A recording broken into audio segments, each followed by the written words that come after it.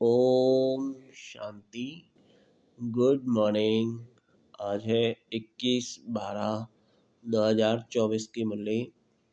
आज बाबा बोलता है, मीठे बच्चे, सच्ची कमाई करने का पुरुषार्थ पहले स्वयं करो, फिर अपने मित्र संबंधियों को भी कराओ। Charity begins at home. प्रश्न है, सुख अथवा चैन प्राप्त करने की विधि क्या है? उत्तर है पवित्रता। जहाँ पवित्रता है वहाँ सुख चैन है। बाप पवित्र दुनिया सतयुग की स्थापना करते हैं, वहाँ विकार होते नहीं। जो देवताओं के पुजारी हैं वह कभी ऐसा प्रश्न नहीं कर सकते कि विकारों बिगर दुनिया कैसे चलेगी। अभी तुम चैन की दुनिया में चलना है, इसलिए इस पतित दुनिया को भूलना है, शांति धाम और सुख धाम को याद करना है। ओम शांति। ओम शांति का अर्थ तो बच्चों को समझाया हुआ है। शिव बाबा भी ओम शांति कह सकते हैं, तो शालिग्राम भी बच्चे भी कह सकते हैं। आत्मा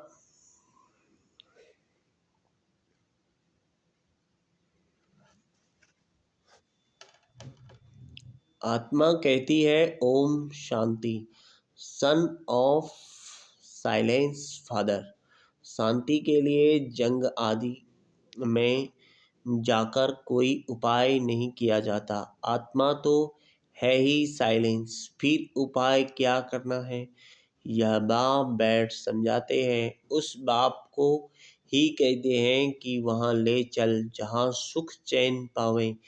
चैन अथवा सुख सभी मनुष्य चाहते हैं, परंतु सुख और शांति के पहले तो चाहिए पवित्रता। पवित्र को पावन, अपवित्र को पतित कहा जाता है। पतित दुनिया वाले पुकारते रहते हैं कि आकर हमको पावन दुनिया में ले चलो।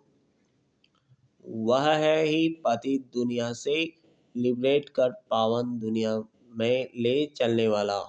सतयुग है पवित्रता, कलयुग में है अपवित्रता। वह वॉइसलेस वर्ल्ड, यह विशेष वर्ल्ड। यह तो बच्चे जानते हैं। दुनिया बुद्धि को वृद्धि को पाती रहती है। सतयुग वॉइसलेस वर्ल्ड है, तो जरूर मनुष्य थोड़े होंगे। वह थोड़े कौन होंगे? बरोबर सतयुग में देवी देवताओं का ही राज है। उसको ही चैतन्य चैन की दुनिया अथवा सुख धाम कहा जाता है। यह है दुख धाम। दुख धाम को बदल सुख धाम बनाने वाला एक ही परमपिता परमात्मा है। सुख का वर्षा जरूर बाप ही देंगे। अब वह बाप कहते हैं दुख धाम को भूलो, शांति धाम और सुख धाम को याद करो। इसको ही मनमना भाव कहा जाता है। बाप आकर बच्चों को सुख धाम का साक्षात्कार कराते हैं, दुख धाम का विनाश कराए शांति धाम में ले जाते हैं। इस चक्र को समझना है। 84 जन्म लेने पड़ते हैं। जो पहले सुखधाम में आते हैं उन्हों के हैं 84 जन्म। सिर्फ इतनी बातें याद करने से ही बच्चे सुखधाम के मालिक बन सकते हैं। बाप कहते हैं बच्चे शांति धाम को याद करो और फिर वर्षे को अर्थात सुख धाम को याद करो। पहले पहले तुम शांति धाम में जाते हो तो अपने को शांति धाम ब्रह्मांड का मालिक समझो। चलते फिरते अपने को वहाँ के वासी समझेंगे तो यह दुनिया भूलती जाएगी। सतयुग है सुखधाम, परंतु सभी तो सतयुग में आ नहीं सकते। यह बातें समझेंगे ही वह जो देवताओं के पुजारी हैं। यह है सच्ची कमाई जो सच्चा बाप सिखलाते हैं। बाकी सभी है झूठी कमाई। अविनाशी ज्ञान रत्नों की कमाई ही सच्ची कमाई कही जाती है। बाकी विनाशी धन दौलत वह है झूठी कमाई। द्वापर से लेकर वह झूठी कमाई करते आए हैं। इस अविनाशी सच्ची कमाई की प्रारब्ध सतयुग से शुरू हो त्रेता में पूरी होती है, अर्थात आधा कल्प भोगते हो, फिर बाद में झूठी कमाई शुरू होती है, जिससे अल्पकाल क्षणभंगुर सुख मिलता है। यह अविनाशी ज्ञान रत्न ज्ञान सागर ही देते हैं। सच्ची कमाई सच्चा बाप कराते हैं। भारत सचखंड था, भारत ही अब झूठ खंड बनता है, और खंडों को सचखंड झूठ खंड नहीं कहा जाता है। सचखंड बनाने वाला बादशाह ट्रुथ वह है, सच्चा है एक गॉड फादर, बाकी है झूठे फादर। सतयुग में भी सच्चे फादर मिलते हैं, क्योंकि वहाँ झूठ पाप होता नहीं। यह है ही पाप आत्माओं की दुनिया, वह है पुण्यात्माओं की दुनिया। तो अब इस पुरानी कमाई के लिए कितना पुरुषार्थ करना चाहिए। जिन्होंने कल्प पहले कमाई की है वही करेंगे। पहले खुद सच्ची कमाई कर फिर पियर और ससुर घर को यही सच्ची कमाई करानी है। Charity begins at home. सर्वव्यापी के ज्ञान वाले भक्ति कर नहीं सकते। जब भी भगवान के रूप है, फिर भक्ति किसकी करते हैं। तो इस दुबन से निकालने में मेहनत करनी पड़ती है। सन्यासी लोग चैरिटी बिगिंस एट होम क्या करेंगे। पहले तो वह घर बार का समाचार सुनते ही नहीं है। बोलो क्यों नहीं सुनते हो, मालूम तो पड़ना चाहिए ना। बतलाने में क्या है, फलाने घर के थे, फिर संन्यास धारण किया, तुमसे पूछे तो तुम झट बतला सकते हो। सन्यासियों के फॉलोअर्स तो बहुत हैं। वह फिर अगर बैठ कहेंगे कि भगवान एक ही है, तो अभी सभी उनसे पूछेंगे तुमको किसने यह ज्ञान सुनाया। कहे बीके ने तो सारा उनका धंधा ही खलास हो जाए। ऐसे कौन अपनी इज्जत गंवाएगा, फिर कोई खाना भी न दे। इसलिए सन्यासियों के लिए तो बहुत बहुत मुश्किल है। पहले तो अपने मित्र संबंधियों आदि को ज्ञान दे, सच्ची कमाई करानी पड़े, जिससे वे 21 जन्म सुख पावे। बाप बात है बहुत सहज, परंतु ड्रामा में इतने शास्त्र मंदिर आदि बनने की भी नूंद है। पतित दुनिया में रहने वाले कहते हैं अब पावन दुनिया में ले चलो। सतयुग को 5000 वर्ष हुए, उन्होंने तो कलयुग की आयु ही लाखों वर्ष के दी है। तो फिर मनुष्य कैसे समझे कि सुखधाम कहाँ है, कब होगा। वह तो कहते हैं महाप्रलय होती है, तब फिर सतयुग होता है। पहले पहले श्री कृष्ण अंगूठा चूसता सागर में पीपल के पत्ते पर आता है। अब कहाँ की बात कहाँ ले गए हैं। अब बाप कहते हैं ब्रह्मा द्वारा मैं सभी वेदों शास्त्रों का सार सुनाता हूँ। इसलिए विष्णु की नाभि कमल से ब्रह्मा दिखाते हैं, और फिर हाथ में शास्त्र दे दिए हैं। अब ब्रह्मा तो जरूर यहाँ होगा। सूक्ष्म वतन तो शास्त्र नहीं, सूक्ष्म वतन में तो शास्त्र नहीं होंगे ना। ब्रह्मा यहाँ होना चाहिए। विष्णु लक्ष्मी नारायण के रूप में भी तो यहाँ होते हैं। ब्रह्मा ही सो विष्णु बनता है, फिर विष्णु सो ब्रह्मा बनता है। अब ब्रह्मा से विष्णु निकलता, वन विष्णु से ब्रह्मा निकलता। यह सब समझने की बातें हैं, परंतु इन बातों को समझेंगे वह जो अच्छी रीति पढ़ेंगे। बाप कहते हैं, जब तक तुम्हारा शरीर छूटे तब तक समझते ही रहेंगे।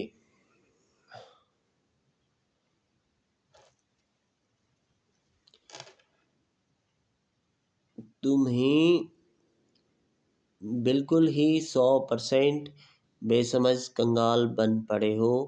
तुम ही समझदार देवी देवता थे, अब फिर से तुम देवी देवता बन रहे हो। मनुष्य तो बना न सके। तुम सो देवता थे, फिर 84 जन्म लेते लेते एकदम कलाहीन हो गए हो। तुम सुखधाम में बहुत चैन में थे, अब बेचैन हो। तुम 84 जन्मों का हिसाब बता सकते हो। इस्लामी, बौद्धी, सिख, ईसाई, मठ, पंथ सब कितना जन्म लेंगे, यह हिसाब निकालना तो सहज है। स्वर्ग के मालिक तो भारतवासी ही बनेंगे। सैपलिंग लगती है न, यह है समझानी। खुद समझ जाए तो फिर पहले पहले अपने माता पिता बहन भाइयों को ज्ञान देना पड़े। गृहस्थ व्यवहार में रहते कमल फूल समान रहना है, फिर चैरिटी बिगेंस एट होम। पियर घर ससुर घर को नॉलेज सुनानी पड़े। धंधे में भी पहले अपने भाइयों को ही भागीदार बनाते हैं। यहाँ भी ऐसे है। गायन है भी है, कन्या वह जो पियर और ससुर घर का उद्धार करे। अपवित्र उद्धार कर न सके, नहीं सकते, तब कौन सी कन्या। यह ब्रह्मा की कन्या ब्रह्मा कुमारी है ना। यहाँ अधर कन्या कुमारी कन्या का मंदिर भी बना हुआ है ना। यहाँ तुम्हारे यादगार बने हुए हैं। हम फिर से आए हैं भारत को स्वर्ग बनाने के लिए। यह देलवाड़ा मंदिर बिल्कुल एक्यूरेट है। ऊपर में स्वर्ग दिखाया है। स्वर्ग है तो यहाँ ही राजयोग की तपस्या भी यहाँ ही होती है। जिन्हों का मंदिर है उन्हों को यह जानना तो चाहिए ना। अब अंदर जगत पिता, जगदम्बा, आदिदेव, आदि देवी बैठे हैं। अच्छा, आदि देवी किसका बच्चा है? आदिदेव किसका बच्चा है? शिव बाबा का।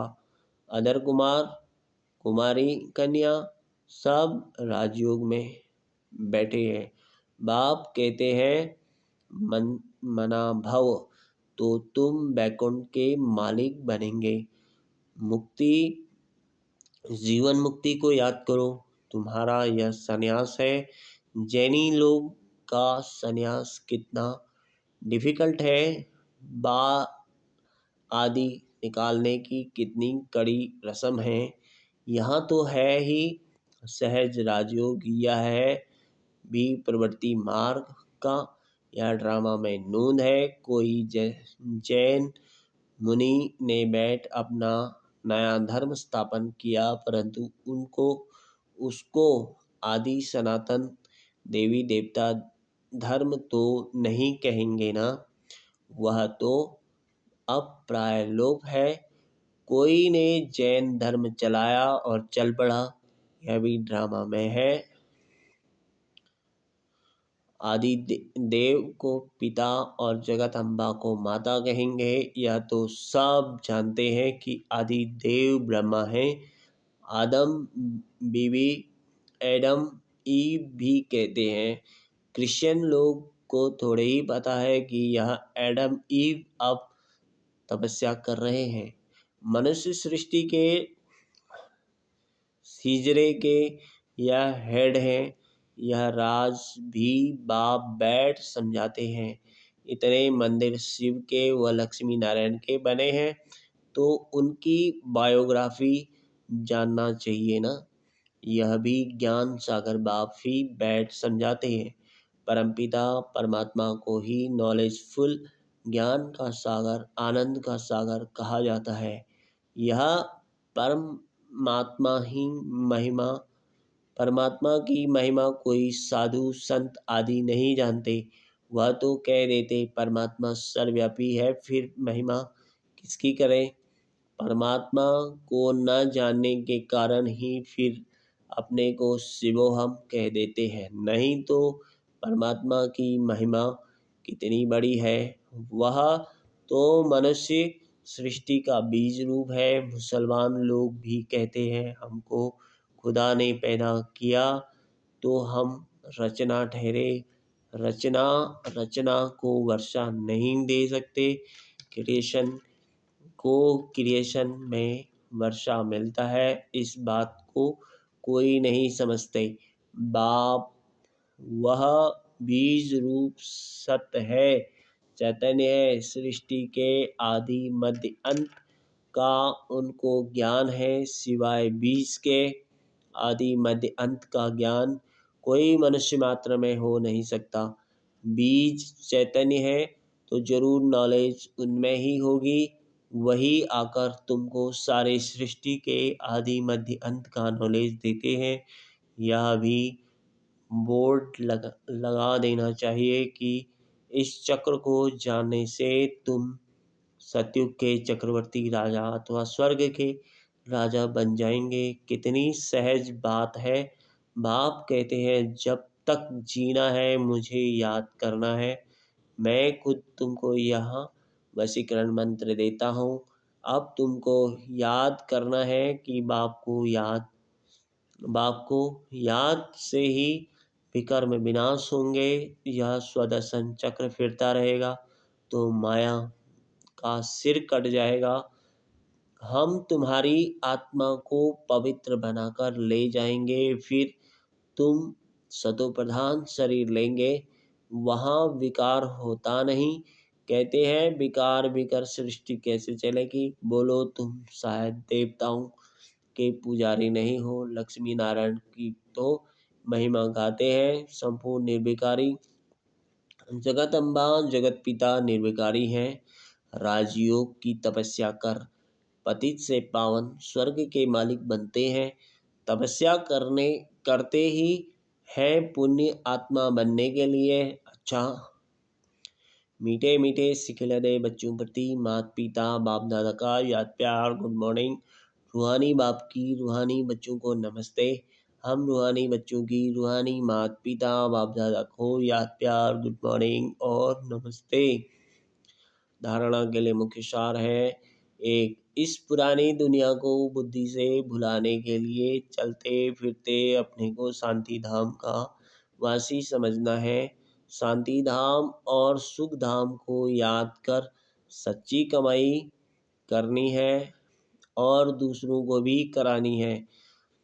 दूसरा, राजयोग की तपस्या कर स्वयं को पुण्यात्मा बनाना है। माया का सिर काटने के लिए स्वदर्शन चक्र सदा फिरता रहे। वरदान है संपन्नता द्वारा सदा संतुष्टता का अनुभव करने वाले संपत्तिवान भव। स्वराज की संपत्ति है ज्ञान गुण और शक्तियाँ। जो इन सर्व संपत्तियों से संपन्न स्वराज अधिकारी है वह सदा संतुष्ट है।